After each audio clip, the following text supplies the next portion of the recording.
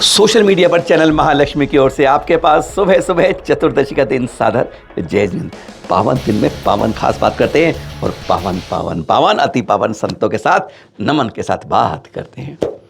आचार्य श्री गुरुवर, ये दृश्य हमने दिखाए थे आपको 2018 के थे, जब गुरुवर आचार्य श्री मोटर वाली नौका में बेतवा नदी पार कर रहे थे। तब हमने सचमुच कहते ना, ये बुद्धि इतनी नहीं फैली थी। तब हमने कहा था, आचार्य श्री आप ऐसा क्यों कर रहे हैं। आप में से बहुतों ने गालियाँ दी थी, खुशी से स्वीकार की थी, क्योंकि हमारे ये बात नहीं थी कि आचार्य श्री क्यों जा रहे हैं। हमारा सिर्फ यह था कि आचार्य श्री आज आप जा रहे हैं, आप एक कारण हैं, विशेष कारण। क्योंकि बेतवा नदी को पार करके नहीं जाते तो इधर कंकरी रास्ते से कम 2-4 दिन 5 दिन बाद ही उस जगह पहुँच पाते थे, और उसमें स्वास्थ्य भी ढीला था, तब कारण था। और उन्होंने तो कहते हैं प्रायश्चित लेने में 3-3 बार प्रतिज्ञा समाई करने वाले, उनसे क्या मुकाबले वाली बात। पर कहते हैं वह चलते फिरते भगवान हैं। हमने हमारी अपील तब भी हमने शिरपुर जाके क्षमा मांगते उनसे कहा भी था कि गुरुवर आपने किया, हमने गलती करी, अगर हमने कहा, पर हमारा सिर्फ ये कारण था, इसका जवाब चाहिए था कि आप आज कर रहे हैं, इसके चक्कर में 10 संत उस तरह से कहेंगे, वह वोटिंग करना शुरू कर देंगे और आपको चित्र दिखा रहे अनेकों संत इस तरह मिले। पर हम बात तो हम इस मुद्दे की कर रहे हैं कि आचार्य श्री के उस नौका विहार में भी कमाल हो गया।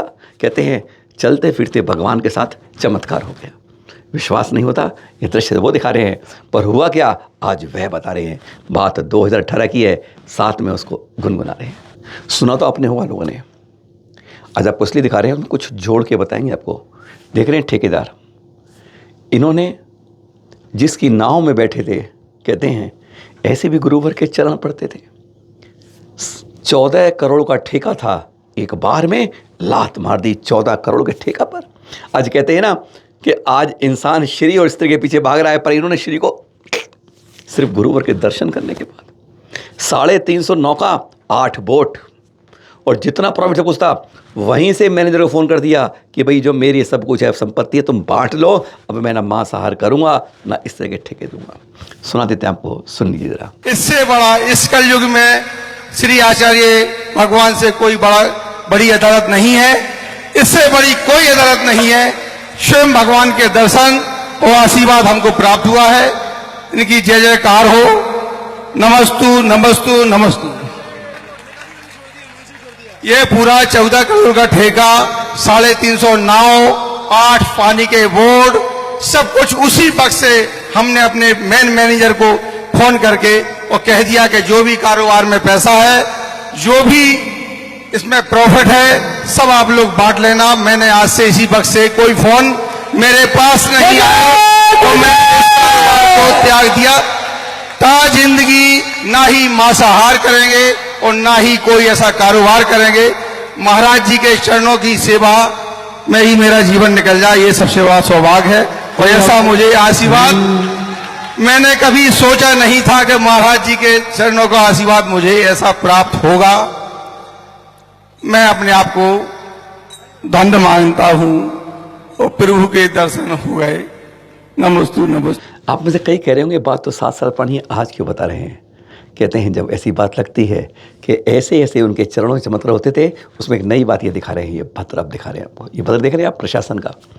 प्रशासन है उस मुंगावली के किस्ती घाट पर, उस पर रोक लगा दी है उसके बाद कि ऐसे ऐसे संतों के चरण जब पड़े हैं, जहाँ पर मछली का करने वाला ठेकेदार करोड़ का व्यापार छोड़ के चुका है, तो क्यों नहीं प्रशासन कुछ करता है। किस्ती घाट पे अब जहाँ हजारों मछलियों का व्यापार होता था, कारोबार करते थे लोग मछली डाल के, कहते बड़े बड़े धंधे चलते थे, प्रतिबंध कर दिया कि यहाँ पर कोई मछली पर नहीं कोई पकड़ी जाएगी। है ना, क्या गजब की बात है। जिधर पड़े संतन के चरण, उधर होता कमल के चमत्कार। कैसे कहेंगे आप, विश्वास नहीं होता, पर देखते हैं नतम नमन हो जाता है बारंबार। कल पत्रकांड बताया था ना, इसलिए बताया था, ऐसे भगवान के प्रति अगर कोई ऐसा करता है, क्यों सामने उसको नहीं लाया जाता है। यह है परसों के चित्र आपके।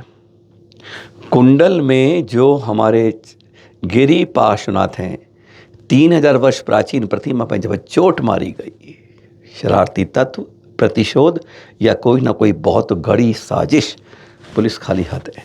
मूक मोर्चा निकाला, कोई आवाज़ नहीं। कहते हैं ग्राम पंचायत में निकला, कमेटी, 30 क्षेत्र कमेटी, महासभा आदि बहुत लोग थे। एक शांति से पहुँचे, ज्ञापन दिया, पर कहते हैं इसका हल क्या है। हम सिर्फ समाज के बारे में ये कहना चाहते हैं, समाज ने जब इस तरह की चर्चा की, आसपास के लोग सचमुच कह रहे थे ये अन्याय है, पर प्रशासन के कान में या पुलिस के कुछ उसकी सफलता मिल पाएगी। दूसरा, जो प्रतिमा का इतिहास था, क्या वे वापस लौट पाएंगे? सवाल का जवाब अधूरा है। जाते जाते दृश्य दिखाते हैं आपको। 333 फुट का लंबा यह जैन ध्वज कहाँ पर है? राजस्थान के उदयपुर में निकली शोभा यात्रा, यह शासन दिवस के उपलक्ष्य में है ना। जरा दूर से देख रहे हैं आप, ये ड्रोन से बड़े दूर से दर्शन दिखा रहे हैं आपको। इस 333 फुट के 108 फुट के ना अपना राष्ट्रीय ध्वज और जैन ध्वज चल रहा है गिरनार की पदयात्रा में, और यह उदयपुर में है 3300 300 333 का ये जैन ध्वज। फिर मिलेंगे आपके साथ बस सुबह शाम। शांति का रखिए जाप, मन में शांति, तन में शांति, और दोनों पड़ोसियों में रहे शांति। इसी भावना के साथ सादर जय जिनेंद्र।